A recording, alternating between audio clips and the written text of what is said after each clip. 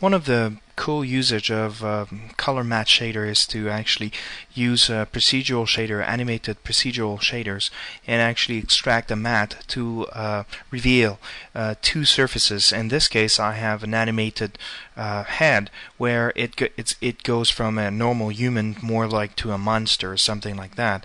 So we need to take the skin, which is like a natural normal human skin, to a more like a monster skin.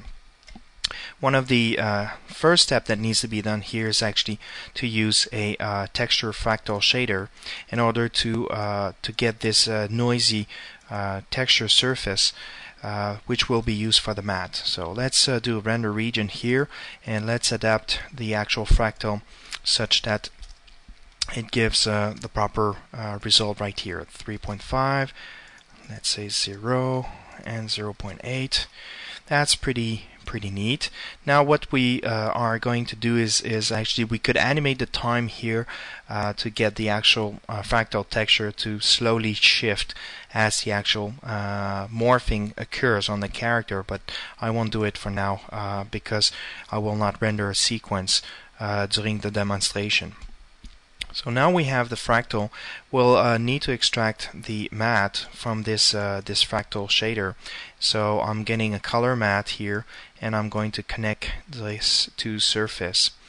By default, I need to use a luminance information, and we'll go to component range here and activate the component extraction here, such that I can actually go from either totally healthy skin to a monster skin, for example.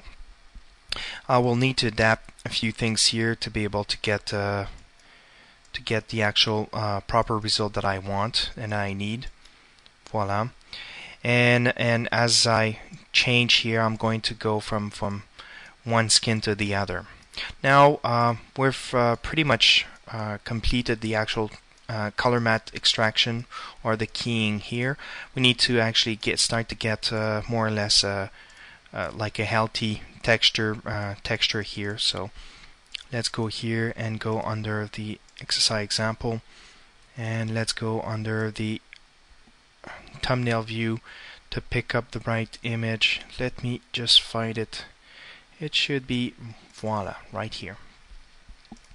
Now we have this texture. We'll connect this one exactly to the surface, so ambient and diffuse, and we'll connect this one to surface directly. So now we have more or less a healthy skin, and I'm going just like to slightly lower the specular.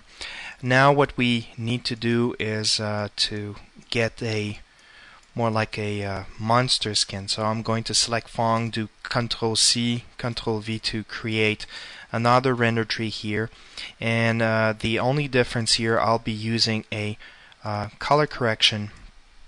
There's really two ways actually to get it's either you get the actual color correction, or you actually right click onto the actual link and you say insert color correction.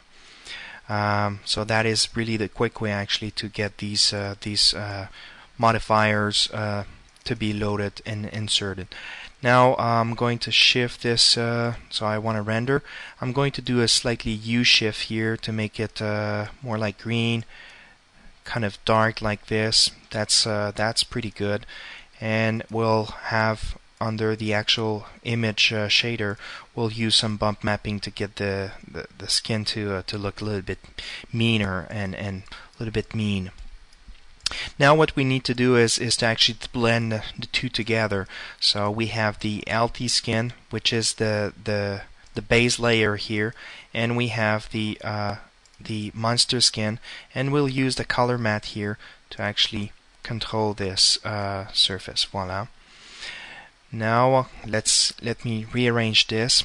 So now we have this this setup where the actual control here will go from either the monster skin going to the actual healthy skin. So if we say 50% halfway and we shuffle the timeline here, we can start to get more like a monster style by animating the color matte shader.